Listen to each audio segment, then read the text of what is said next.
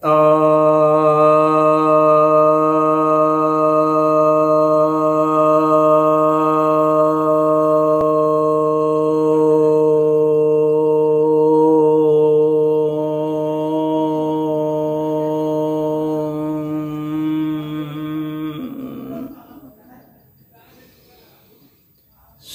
भक्तजनों को सप्रेम नमः।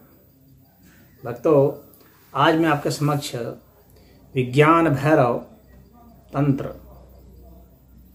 के 32वें श्लोक की व्याख्या करने जा रहा हूं। और इसमें जो यह धारणा बताई गई है, ध्यान विधि है, नवी ध्यान विधि है। यह विज्ञान भैरव तंत्र भैरव और भैरवी के संवाद के रूप में है, जिसमें भैरव जी साधना को बता रहे हैं। तो भगवान भैरव साधना को बता रहे हैं और इसमें एक एक जो ध्यान साधना है वह विलक्षण है। इसमें से कोई भी ध्यान साधना को कोई करे तो वह पर भैरव की अवस्था को प्राप्त हो सकता है, शिवत्व की अवस्था को प्राप्त हो सकता है। तो आइए हम लोग देखते हैं आज भैरव जी शून्य ध्यान की बात बता रहे हैं। और इस शून्य ध्यान में वे क्या बताते हैं, काफी आप लोगों ने शून्य ध्यान के विषय में सुना होगा इधर उधर से, लेकिन प्रमाणिक तौर पर जो शून्य ध्यान है, जो सबसे पहले, क्योंकि यह विज्ञान भैरव सबसे पहले का साधना ग्रंथ है और इससे उच्च स्तर का ग्रंथ कहीं नहीं है, पूरे विश्व में कहीं नहीं है। तो यहां पर भैरव जी कहते हैं, भैरव उवाच है यह, शिखी पक्षेश्चित्र रूपेर मंडले शून्य पंचकम ध्यायतो अनुत्तरे शून्ये प्रवेशो हृदये भवेत। अर्थात जो मोर पक्षी है उसका जो पंख है उसमें 5 मंडल होते हैं, 5 घेरे होते हैं। मंडल अर्थात घेरे, वृत्तनुमा घेरे होते हैं। और उसमें जो रंग है वह फेड बदलता हुआ भीतर में चला जाता है। अगर आप मोर को पंख को देखेंगे तो बहुत डार्क ब्लू होता हुआ चला जाता है। वो कहते हैं कि उस मंडल घेरे होते हैं जो शून्य पंचक बतलाते हैं। अब शून्य पंचक क्या है मैं व्याख्या करूंगा। अब कहते हैं कि उसका जो ध्यान किया जाए, यानी उस मोर पंख के मंडल का ध्यान किया जाए और उस शून्य पंचक का ध्यान किया जाए तो क्या होगा, आपका शून्य में प्रवेश हो जाएगा और हृदय में शिव तत्व का उदय होगा। हृदयाकाश में शिव तत्व का उदय होगा।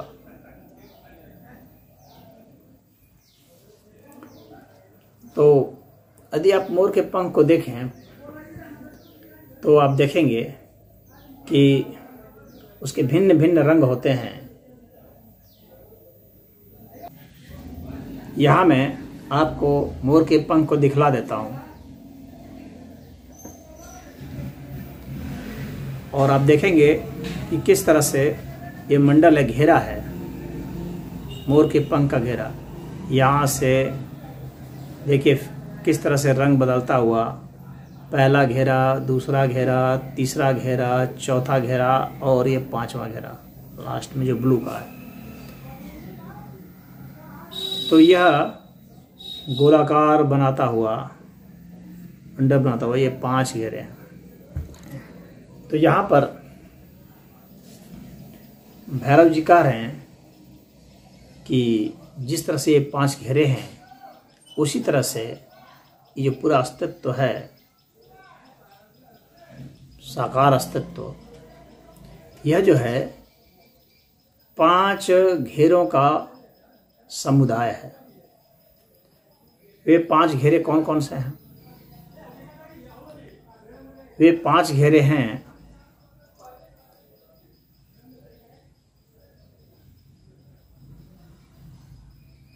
क्षितिजल पावक गगन समीरा, यानी ये जो 5 तत्व हैं, पृथ्वी तत्व, अग्नि तत्व, जल तत्व, वायु तत्व और आकाश तत्व, इन 5 के मिश्रण से कुछ कुछ बने हुए हैं घेरे। इसी से सब बना हुआ है। इसी से भिन्न भिन्न स्तर के घेरे हैं, 5 घेरे हैं। और फिर कह रहे हैं कि इस पर अगर आप ध्यान करते हैं, क्योंकि ये 5 तत्व जो हैं ये कहीं से न कहीं से उत्पन्न हुए हैं, इनके घेरे हैं। तो ये 5 तत्व कहाँ से उत्पन्न हुए हैं, उस पर यदि आप शोध करेंगे, उस पर यदि आप ध्यान करेंगे,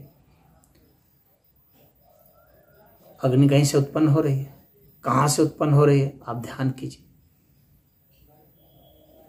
और ध्यान करेंगे तो ध्यान करते करते क्या होगा, वो अग्नि तत्व विलीन हो जाएगा, अर्थात शून्य हो जाएगा।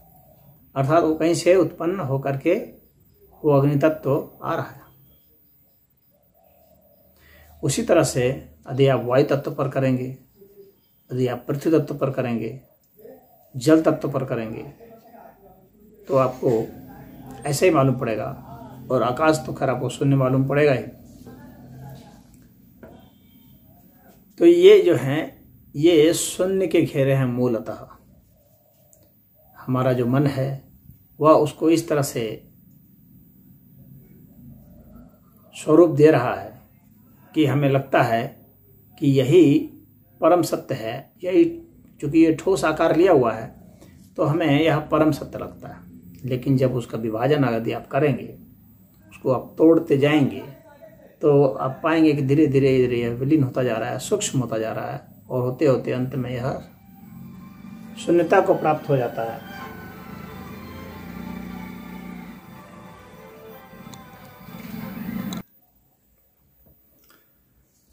तो इस तरह से हर तत्व जो है उसकी शून्यता में आप पहुंच जाएंगे। आपको लगेगा कि इनका अस्तित्व जो है बहुत सुपरफिशियल है, ऊपरी तौर पर है, बहुत गहराई में ये कुछ और है, बहुत गहराई में इनका मूल कुछ और है। क्योंकि साकार है तो वो निराकार तत्व से ही उत्पन्न हुआ होगा, निश्चित है। तो इसका आप ध्यान करते जाएंगे तो यहाँ बता रहे हैं भैरव जी कि इसके ध्यान करने से क्या होगा कि आपको ये पूरा जगत जो है वो शून्य जैसा लगेगा। यहाँ पर यह चीज एक समझ लेना है, शून्य का अर्थ होता है कि जो है ही नहीं, मतलब अनुपस्थिति, पूर्ण अनुपस्थिति। तो परंतु यहाँ सर्वथा शून्य नहीं है, पूर्ण शून्य नहीं है। तो पूर्ण शून्य नहीं है यहाँ पर, इसलिए कोई यह नहीं समझे कि पूर्ण शून्य है। पूर्ण शून्य अगर कोई चीज हो ही नहीं सकती, तो फिर किसी का एहसास भी नहीं हो सकता, अनुभूति भी नहीं हो सकता। अगर कोई सर्वथा शून्य हो तो फिर उसका आभास नहीं हो सकता, फिर उसके विषय में कुछ कहा भी नहीं जा सकता। तो शून्य सदैव सापेक्षिक ही होगा, निरपेक्ष शून्य नहीं होता, क्योंकि शून्य एक अभाव स्थिति है। तो एक स्थिति में अभाव है, लेकिन वह जो तत्व है वह एक स्थिति में उपस्थित भी है, परंतु उसका स्वरूप भिन्न है। तो शून्य जैसा आपको मालूम पड़ेगा कि कुछ नहीं ये है, और ऐसा जब मालूम पड़ता है कि कुछ नहीं है, तो वास्तव में निराकारत्व का बोध होता है। तो हृदय में शून्य का प्रवेश, हृदय में, हृदय किसे कहते हैं? हृदय हृदयम से बना है। हृदयम अर्थात यह केंद्र है। तो जो शून्य है उसका केंद्र यानी निराकार तत्व,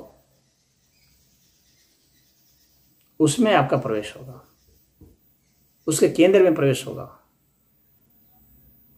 और वह जो केंद्र है वही तो शिव तत्व है, वही भैरव तत्व है। तो पर भैरव की अवस्था का वहां बोध होगा, पूर्ण शून्यता, और कुछ नहीं मालूम पड़ेगा।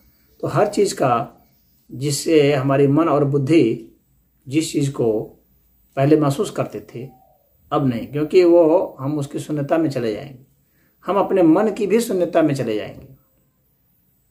तो शून्यता में चले जाएंगे तो अंत में कहाँ प्रवेश होगा? हृदय में। हृदय अर्थात उसके केंद्र में।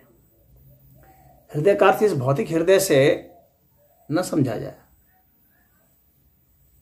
हृदय के मूल अर्थ में जाया जाए, तो उसमें चला जाएगा, हम केंद्र में चले जाएंगे जहाँ की वह तत्व है। कौन तत्व? निराकार तत्व। निराकार तत्व जो उसका आकार ही नहीं है, तो वो शून्य जैसा ही है। वास्तव में शून्य वह है जिसका कि आकार नहीं है, क्योंकि आकार यदि हो जाएगा तो उसे शून्य हम नहीं कह सकेंगे ना, क्योंकि आकार जब भी होगा तो उसकी परिधि होगी। तो वास्तविक शून्यता मतलब निराकार तत्व है, और वह जो निराकार तत्व है वह सर्वथा शून्य नहीं है, क्योंकि उससे ही सब कुछ उत्पन्न होता है। तो यह बहुत अजीबोगरीब एक स्थिति है। इस स्थिति में एक ध्यानी प्रवेश करता है, उसका दिल, दिमाग, उसके संस्कार, इंद्रियों के संस्कार, विचार, भावनाएं, सब कुछ उसे शून्य मालूम पड़े, क्योंकि ये सभी कुछ जो है पंच तत्वों से थे बने हुए। चाहे प्रकाश हो, चाहे विद्युत हो, चाहे प्राण हो, कोई भी हो, ये सब शून्य तत्व से ही अंततः है। तो इस तरह से, क्योंकि ये सभी आकारत्व वाले हैं, तो इसकी वास्तविक शून्यता निराकारत्व में है। तो वही यहाँ पर कह रहे हैं कि उस हृदय में प्रवेश हो जाएगा। तो इसका आप ध्यान करें, हर तत्व का अपने शरीर, क्योंकि आपका शरीर भी उसी तत्व से बना है, मन बुद्धि सब उसी से बना है, तो इन सब के निराकारत्व में आप जाएं। ये किससे बना, किससे, आप देखते जाएंगे कि इसका जो है, इसकी सूक्ष्मता में उतरते जाएंगे तो फिर आकार नहीं मिलेगा। आकार स्थूलता में मिलता है, सूक्ष्मता में नहीं। तो जैसे जैसे सूक्ष्म होते जाएंगे आप निराकारत्व की ओर बढ़ रहे हैं। तो यह जो संसार हम देखते हैं, ये अपनी आंखों से हम देखते हैं जिस तरह से, उस हिसाब से ही दिखता है। इस संसार को कोई कैसे देखे, कोई कैसे देखे। कबीरदास तो इसे झाड़ झंखाड़ के रूप में समझते हैं। यह संसार झाड़ झंखाड़, उलझी उलझी मर जाना है। यह संसार कागज की पुड़िया, बूंद पड़े गली जाना है। और कुछ लोग इसे दुख स्वरूप देखते हैं, लेकिन यहाँ पर क्या देखा जा रहा है? शून्य स्वरूप। यहाँ दर्द भी सुन, जन भी सुन, मन भी सुन, सब शून्य। इनके मूल स्वरूप में जाएंगे तो सब शून्य हो जाता। और यहाँ पर मैं कह दूं कि शून्य का मतलब ऐसा नहीं कि उसका भाव हो जाता है, नहीं, वो निराकारत्व है, वही शून्य है। यही यहाँ पर कार्य है। तो आप किसी भी तत्व से अपने ध्यान की शुरुआत कर सकते हैं, तो अंततः आप शून्यता अर्थात निराकारत्व को प्राप्त होंगे। और वह यह ध्यान साधना बहुत ऊंची ध्यान साधना है, यह आपको जन्म मरण से पार शिव तत्व से एकत्व कराने में समर्थ है। ओ